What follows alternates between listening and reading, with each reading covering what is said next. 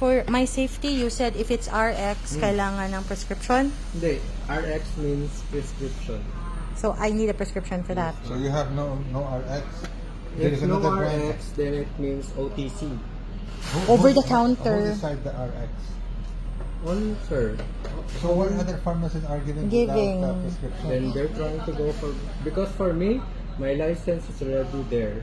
So if So ever you mean Rose Pharmacy and Mercury and Watson, they don't have a license? they are the PA, sir. If they try to give you without RX, like antibiotics, S2, No, This is not an antibiotic. This is a maintenance medicine. It's not a prescription.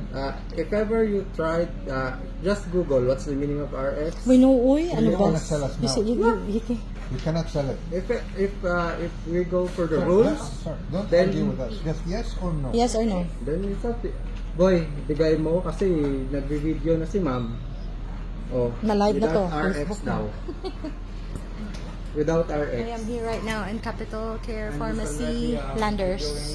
Sa rules of At- the Philippines with RX, you need prescription. Pero kung nanan siya na... Sige, sige, paano mo siya? Kasi nagbi-video.